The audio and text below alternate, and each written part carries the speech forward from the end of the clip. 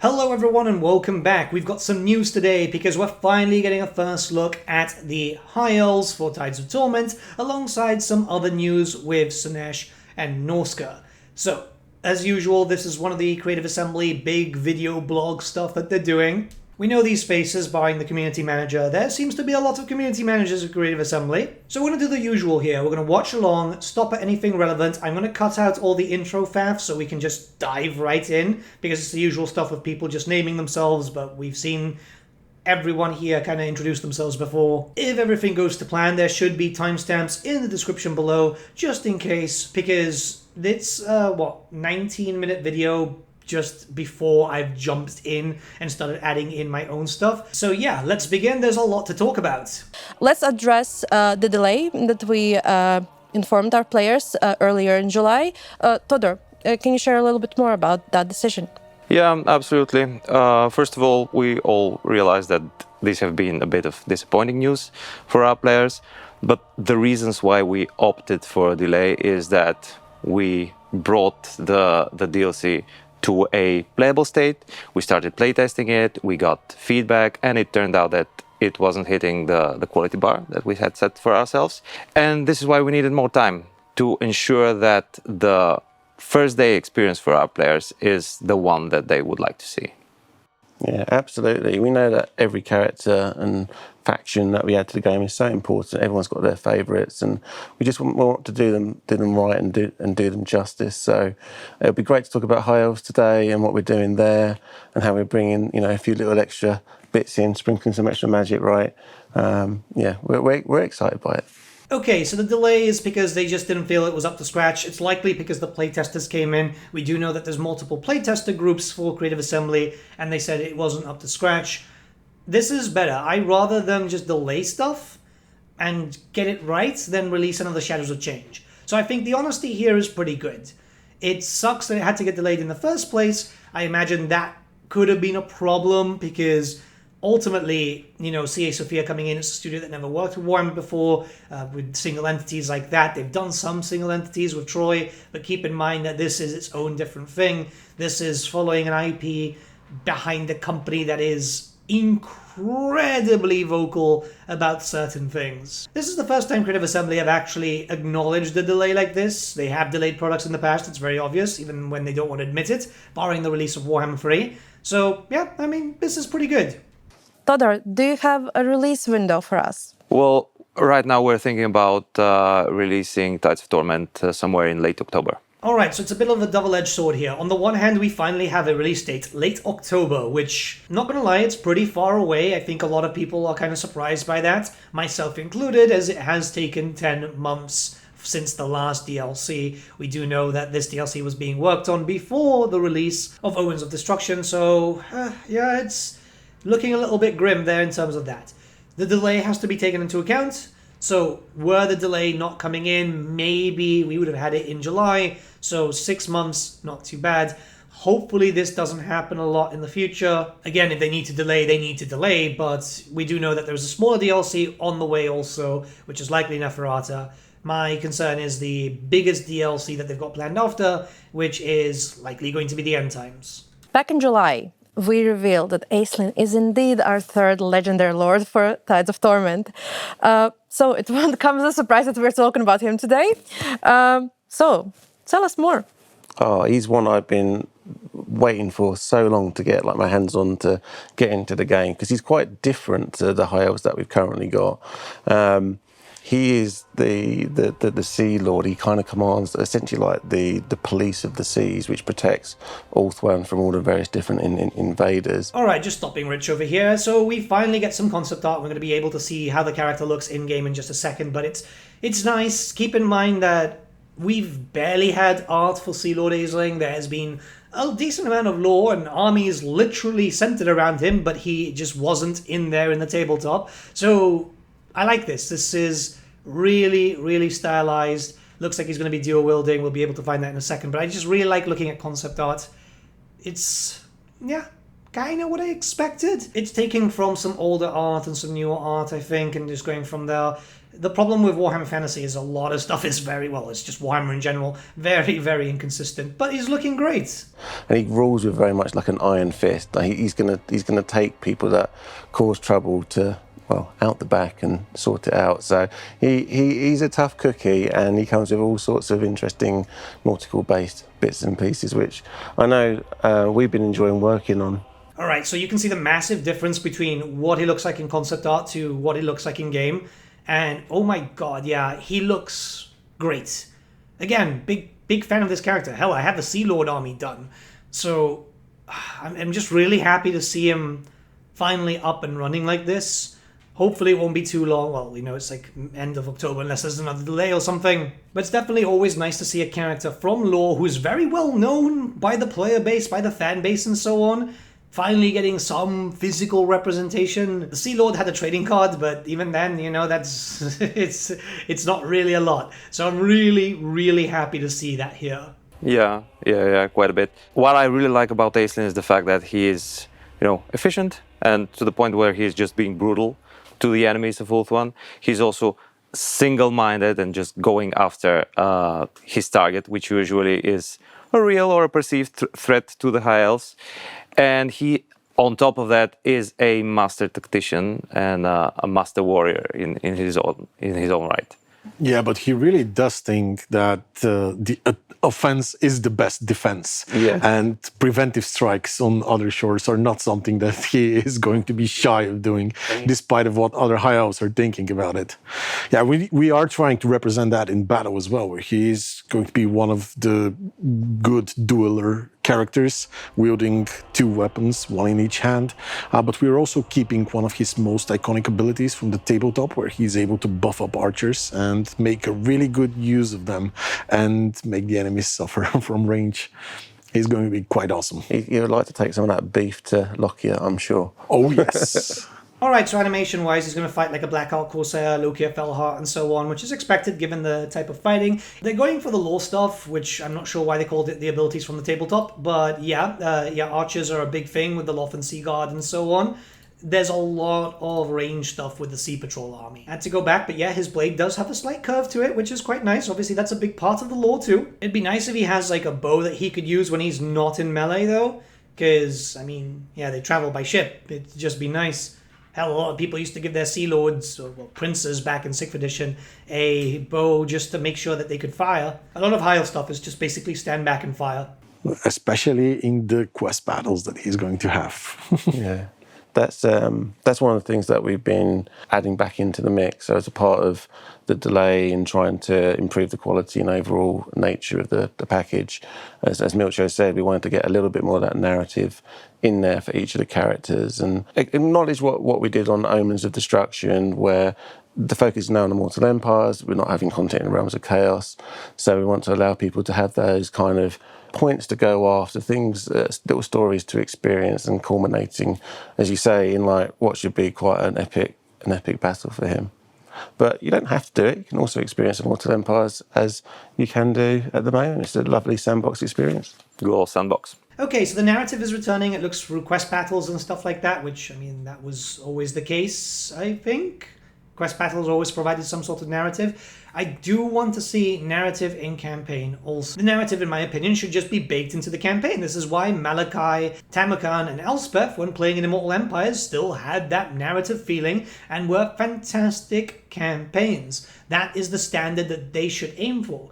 Every future DLC pack should have the quality that Thrones of Decay did. And I'm hoping that that's going to be the case. They said that they've had time to be able to add stuff and so on thanks to the delay, which makes me feel a bit optimistic about the delay itself. You know, time being well spent. Hopefully that's the case. I can't wait to see. It's going to be a while, I guess. But, yeah, no, narrative returning is a big thing in my books. Realms of Chaos map is atrocious. You can fit the narrative into the campaign in Immortal Empires, and it'll be just as good. So in that sense, we just touched upon a little bit on the preference, how players can approach it. when it comes specifically to High Elves, so for the players who haven't played this faction before, what can they expect, and why have you decided to return them to the spotlight in this DLC? It has been a while since we last updated the High Elves, and we felt that really they're in need for some love. And we know also that a lot of our players really want to play them, so adding this bit of cool content along with various updates related to the overall race was something that was very, very meaningful and relevant for us. Along with AISLINN, we are updating the entire race by allowing a form of confederation between the factions on Ulthuan and beyond the High Elven factions. Okay, I'm feeling a bit confident here because now they're doing the whole thing about confederations. So this is something that they kind of omitted for a lot of races and factions lately. Omens of Destruction, I don't believe, had any confederation forms, and Thrones of Decay mostly just focused on the dwarfs. So if we're going to see more confederation options, this is good. People do like to play Pokemon. There is a vocal minority saying that this is a bad thing, but no, this is genuinely a good thing. This gives you the option to play around with other lords and have them all together. If you don't want to use the mechanic, you don't need to. I am hoping that there is going to be a method for NORSCA, not just the combat thing, because those factions can easily get destroyed and taken away, and also SLAANESH. It would be great if every race had a form of collection points. And we are also paying some more attention to some of the fan favorite lords out there, really pushing what we have in game to represent better who they are as a character. Yeah, we really do want to have TECLIS be one of the greatest mages out there. Yeah. Sorry, Balthazar. Yeah, we acknowledged the feedback that we had from Omens, in that we didn't touch on maybe all the characters, all the fan favourites out there. So we wanted to make sure that TYRION and TECLIS have a little feature of each, which really kind of resonates with their characteristics. You know, whether that's towards the Tower of Hoeth and magic for TECLIS, and for TYRION being that kind of astute warrior, protective figure again. So there'll be more on that, hopefully, in the near future. But yeah, each of those will get a little bit of love and attention. As Todor says, a uniting feature now for the High Elves. So if you want to think Great Book of Grudges and how you could combine and confederate the dwarves, well, this is a similar type of deal for the High Elves, which should be really good.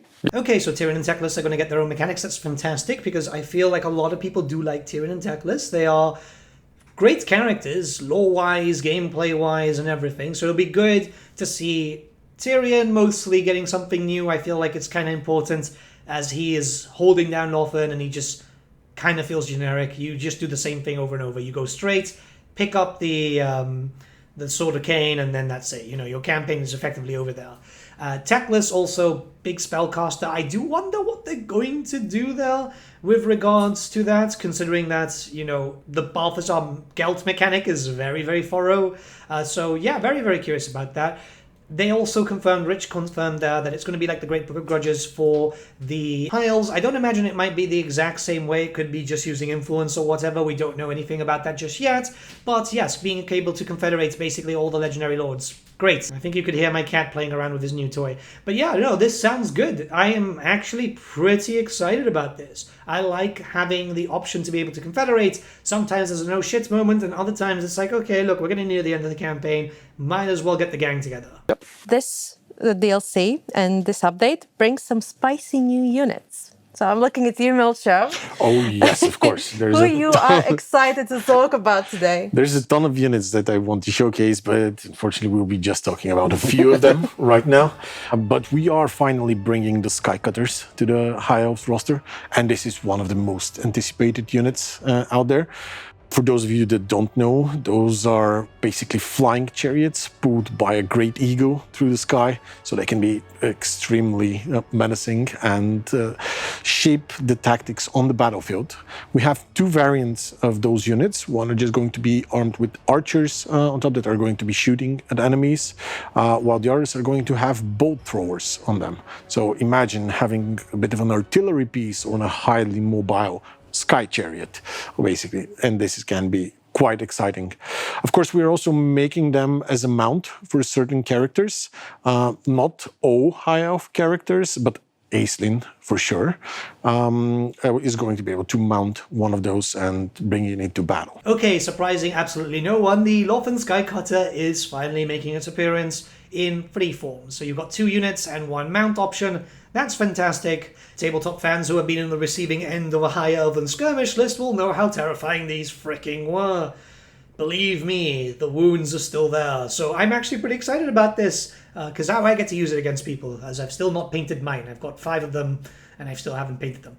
But yeah, we've got the standard one. It's basically a ranged weapon, and it's also basically kind of work like a chariot in the tabletop. I imagine it's going to have a little bit of staying power for that too. And the bolt thrower version, very exciting to have essentially a fast-moving artillery piece. I can't wait to see them in game. They look phenomenal there, obviously, from what they've shown off in the test map and so on. It's a great unit. It's one of the best that were ever released for the High Elves on the tabletop. So I'm pretty excited to be able to see that finally here. They look phenomenal. I can't wait. But this is not all, of course. We are leaning really heavily into the nautical theme with this faction, and so we are adding a lot of other units that are very flavored in that. With this being the Oceanids and their big brother, the Sea Elemental. So basically, those are water-based creatures. The Oceanids are monstrous infantry that are pretty much designed to take the blunt force of enemy attacks and withstand them, because them being made out of water, they are highly resistant to certain types of damage. I do suggest you bring some magic attacks against them if you want to be fighting them. And the Sea Elemental himself is also kind of this big monstrosity that is extremely good against enemy infantry, also having that special resistance, being an elemental as well, made out of pure water. We've made some incredible animations for all of them to make sure that they really stand out on the battlefield, and I really can't wait for you to see them in action, because they can look quite amazing. Okay, so this is very surprising because one, it kind of proves a leak from a while ago, correct? Which I wasn't expecting, and two, we're getting 2 elemental type units, which really surprising, actually. Keep in mind that elementals are very, very rare in Warhammer Fantasy lore. We know they exist, and a lot of them kind of fall into their whole section of incarnates and stuff like that. Yeah, I mean, the water elementals and so on, we've already kind of seen a lot in terms of lore. It's something that pops up in the RPG books a lot, but not so much on the tabletop. We even know that the Lore of Life is a giant sea elemental, the incarnate Lore of Life. So yeah, no, I'm impressed. Actually, I think is probably the best word there. Impressed. They look freaking awesome. So there's going to be a smaller one and then a really, really big one. I didn't want to believe the original leak. I didn't. This was something that is completely left field. Okay, yeah. Genuinely very, very shocked, but kind of excited in a way, because again, going into deep lore to create a brand new unit essentially is really fucking cool, man. It does make me question how many of these leaks that we've been seeing and dismissing actually might be true, and it does mean that, well, Creative Assembly does have a few holes to fill, but that's neither here nor there, because at the end of the day, what's important is we're finally seeing this, and it looks great. This is not all. With this being the whole nautical team, and AISLINN himself, one of the important features that we wanted to do is to add the new Mist Mage type of hero, which is a hero that brings with him a completely new lore of magic, with that being the lore of mists. Lores in the Warhammer universe can manipulate the winds of magic in different ways. So what you can expect from this lore is to have a bit of a supportive caster that is able to buff up your ranged units specifically quite well, allow your units to move through the shadows, gain stealth, surprise enemies, open up completely new battlefield tactics as you play, while also debilitating some of the enemies, and even summoning a unit of Oceanids out of nowhere just to block an enemy charge or just have them wherever you need on the battlefield. It's going to be a really great new way of playing with Magic with the High Elves. And we are excited for you to see all the effects and how we've managed to make those spells come to life. All right, so Miss Mages I was kind of expecting. The lore of Magic I wasn't, considering that the kind of special lore of Magic that they had access to was more of, what, 2 spells during the High Elf Sea Patrol list. So, yeah, I'm pretty keen on this. The Oceanids are mentioned in that list, by the way, so it's kind of cool to see them go again. It shows how much they love 6th edition, so I imagine that that Rich must be having a lot of fun if he's playing Old World, considering that it's more like 6th. I do imagine that there's a bunch of nautical themes spells when it comes to the Lore of the Mists in the RPG book, so I'm kind of keen, more so pleasantly surprised than anything. You've surprised me, Creative Assembly, and actually that's a really, really good thing, because in most cases, you know, when you're in the content creator sphere and stuff, you hear a lot of rumors, you hear a lot of leaks and stuff. This was genuinely surprising, and I'm really, really happy, because I thought it was just going to be, oh fuck it, they're going to reuse the Lore of the Deeps or whatever. I can't wait to see it. I really can't wait to see it. It's pretty cool, really, like, because High Elves are so associated with Magic, and now they've got their own bespoke lore there to play around with. It should be really cool, and I think when you combine that with the campaign features that we're looking at with AISLINN and Commanding the Seas, we really spent a lot of time and effort to try and do a little bit more there. So yes, you will be able to see ships attacking ports from the sea, rather than them hopping off onto land and turning into a character. And I think one of the fun things that we were looking at the other day was, to me, it almost felt like an aircraft carrier, because AISLINN was jumping off of the sea, flying over there with his skycutter, besieging a little settlement inland. Yeah, it felt very thematic, shall we say. Alright, so that sounds pretty damn good. I'm assuming that Dark Elves will be able to do that too. There's a bunch of nautical-themed factions, the Vampire Coast. If they're able to attack just directly from the ocean properly, without, the kind of jank that they have now, that would be really, really good. It stops breaking immersion, which I think is really, really important. It stops slowing down your campaign too, because sometimes, given where you might be attacking from, it'll stop you, and then you'll have to wait another turn to be able to attack, which means that someone can just attack you straight off the bat. It becomes a massive issue.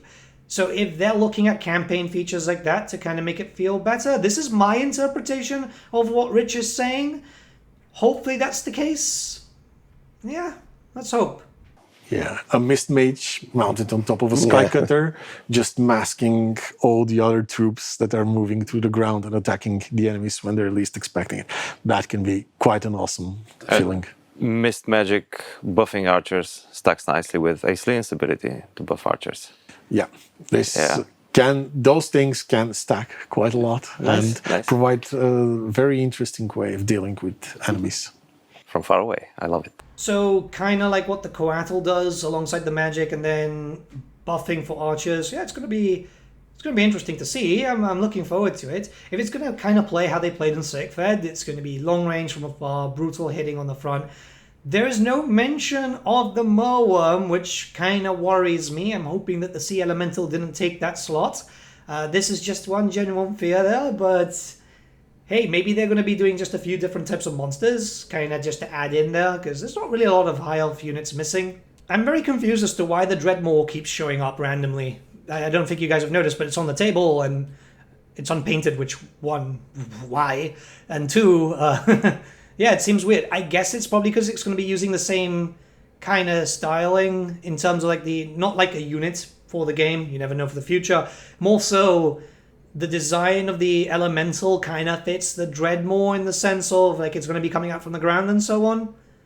That, or they're just like, oh, look at me, I've got this Forge World mini. Well, joke's on you, Rich, so do I. I haven't painted it, or it's built it, it's still in the box, but yeah. I'll get to it eventually. I think it's probably the elemental thing. They wanted to probably use it as a reference. How would that move if that model was a thing? Because like there was never a model for the Sea Elemental, so probably that. Anyways, no hopium and copium here. We're going to talk about, all the stuff that we're seeing here. With this update, we have revisited some plans for SLAANESH and NORSCA. But what have you updated, and what else you are working on? We're working on quite a few different things at the moment.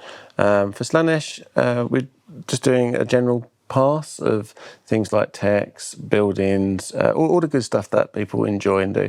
We think they're in a pretty good state at the moment, but obviously you at home can tell us otherwise. But yeah, we are looking at things around cults and if we can do any improvements there. Again, things around unholy manifestations. So just trying to tighten up what we've got there as the core experience. But everybody likes butts, especially if you like SLAANESH. But before we jump into that part, let's talk about this. Yeah, so I agree here. SLAANESH doesn't need to functionally change.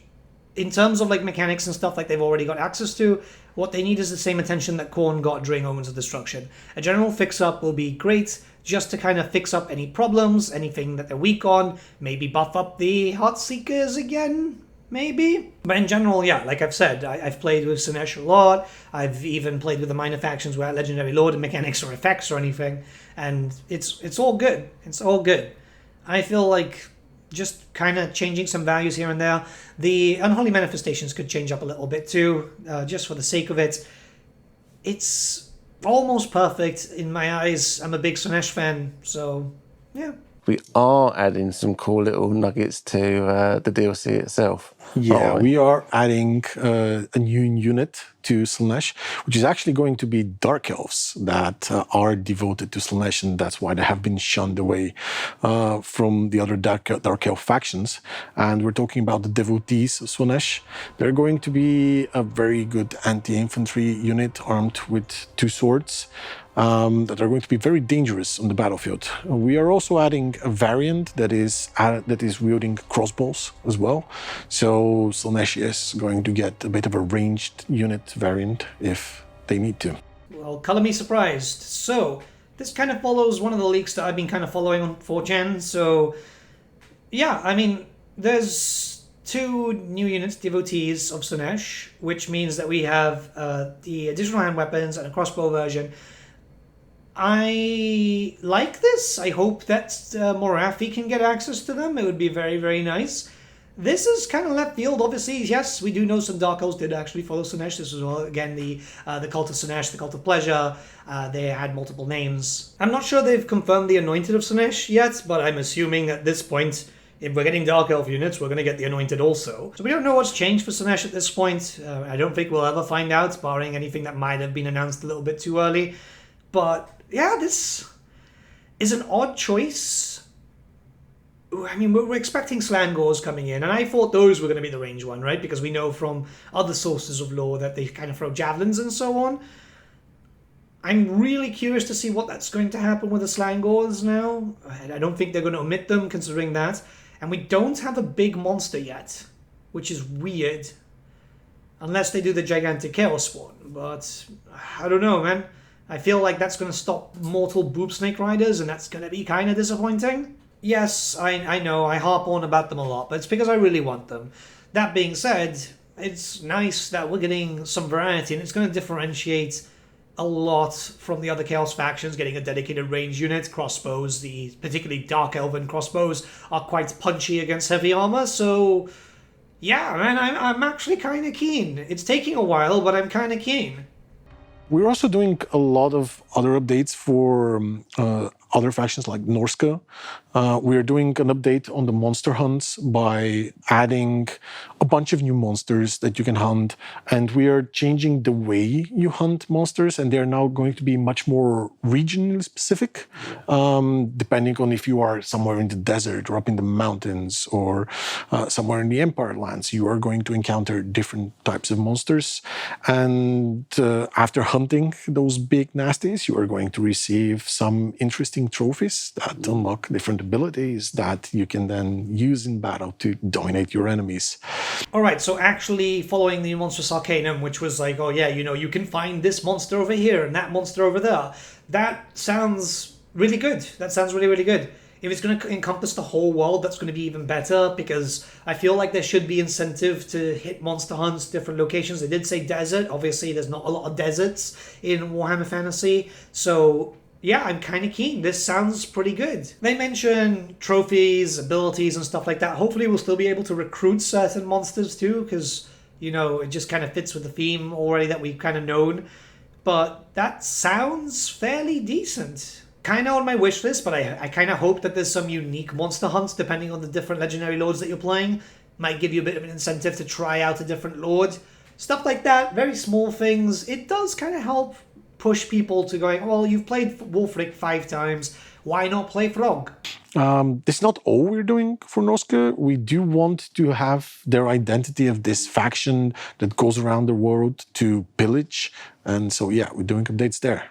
We were trying to picture in our minds that the entire process of, you know, the NORSCAs coming and marauding and taking spoils away. So we're trying to figure out an interesting and engaging way to portray this sort of a logistics around the loot from someone's poor settlement, likely an empire settlement. So there's going to be some sort of Norscan raiding mechanic.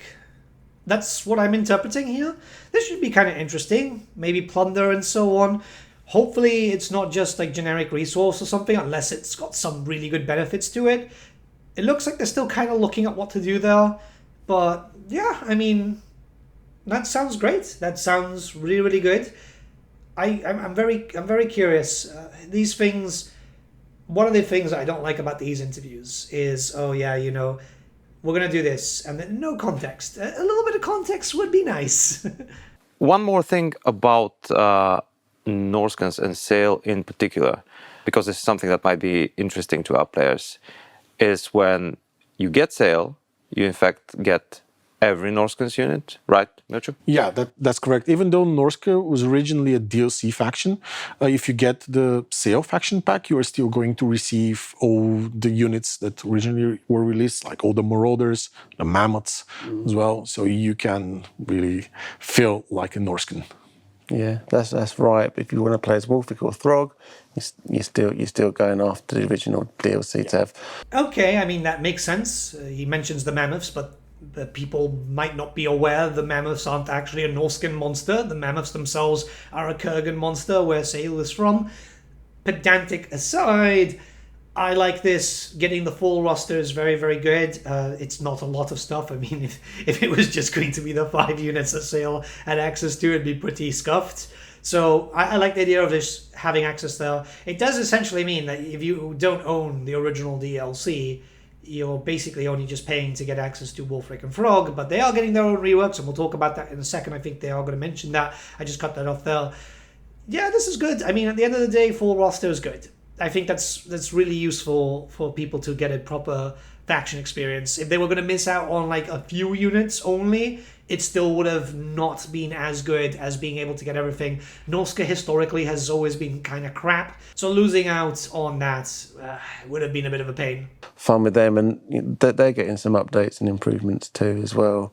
So THROGG's getting some content around being the king of trolls, which you might have heard about before, and obviously WULFRIK's got his famous sea fang to zip him around in his ship around the world.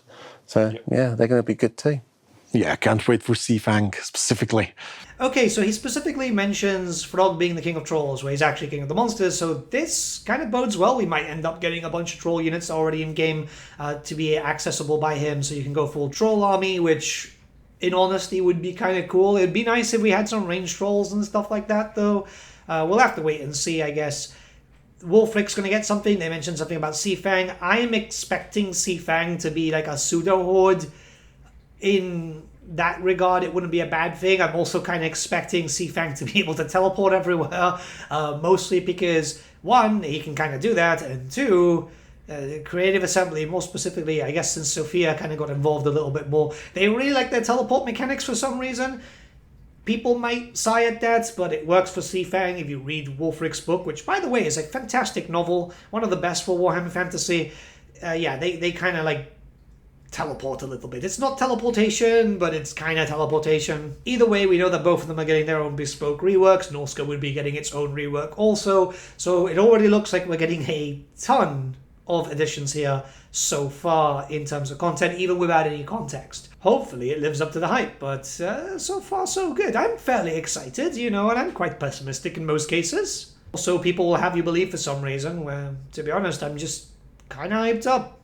Speaking of SAYL, is there anything specific in the works for him? Well, SAYL is still this kind of cunning and manipulative character that can surprise his neighbors and his friends, let's say, with underhanded actions. And as we mentioned about AISLINN, as Todor says, he does get his own narrative as well. So all 3 characters now have that as a part of their campaign feature set specific to them. Oh, that's very nice. The editing seems kind of wrong here, unless Rich just randomly cut off Todor. But, I mean, there was no context. It's like, oh yeah, we're doing something with underhanded actions. And, oh yeah, you know, everyone's getting a narrative, which was said earlier on. I'm pretty confused as to why the DREADMAW keeps moving, by the way. Like, we know about him in lore, right? He betrays everyone, blah, blah, blah, and he's going to be doing that a while. But a little bit of context here would have been lovely, I guess. I bet our community is going to be really excited about that. Do we have anything prepared for DECHALA? Yeah, we've been going a little bit back to the drawing boards on her. Her experience wasn't quite right, wasn't quite what we wanted. I mean, she's a brutal character. She's wielding 6 swords, so she's there to do business, and she's going to be doing that now through the campaign, through a feature around decadence, where her goal is essentially to create these really opulent pleasure palaces, and to do that, she's going to be using the thralls of the regions to sort of help create and build those, whether that's come from her war pits or from her thrall camp. So she's a really tough and brutal kind of a character. Well, you know, windmilling and causing destruction throughout the world, and that's her focus. Yeah, you've already seen some of her animations in battle, and she's really a force to be reckoned with. Yeah. And again, as I said with SAYL, she'll have her narrative flow as well, leading up to that. Maybe not everyone is happy with how she does business. Okay, so she's going to be building pleasure palaces and stuff. I wonder how this is going to work, if it's going to work like you get upgraded settlements, kind of like what happens with Yuan Bo, maybe? That would be kind of cool, actually. Because she is trying to build something very special. Hopefully her narrative is going to be focused around her possible husband. There's a lot of really cool lore about her. Rich calls her brutal. I would call her more tragic, considering her birth as a SLAANESH creature and so on. But yeah, I'm wondering how the narrative is going to be. I'm wondering about a lot of stuff, because obviously they're 3 characters which are kind of linked, but also kind of separate. When it comes to a lot of stuff here, it can be very close. I wonder how her mechanic is going to be more than anything. But yeah, like, you've got SLAANESH, you've got NORSCA, you've got High Elves. The High Elves are usually hunted down by SLAANESH. The High Elves are also usually fighting against the Norskins. SAYL is not a Norscan, he's a Kurgan, but I guess they can't change the race name. It might be a Games Workshop thing, or maybe it's just hard-coded that they can't. It's going to be quite interesting to see how this goes. So far, this does look kind of interesting. I am very much excited about the idea of the sea elementals and stuff like that. I think that it's going to be very, very different, but in a very good way. I am hoping that the Merworm is going to appear. It's one of these things which I don't like about the videos, is they drip feed a little bit when they've likely already locked down the roster. Maybe there is just some time to change stuff, but they did say end of October, so I'm imagining pretty soon they're going to have to start really locking down what's going to come in. Overall, this does sound pretty damn exciting, I'm not gonna lie. I did cut out a bunch of faff, which was mostly just their intros and just like repeating of stuff and so on, but I am kind of excited. Again, it's been a while. DLC has been taking a while because of delays and so on. If everything had to be done like this, if it's a fact that, yeah, you know, the delay is going to be for the better, because right now we're hearing information. Until we get to see it, we won't be able to know, right?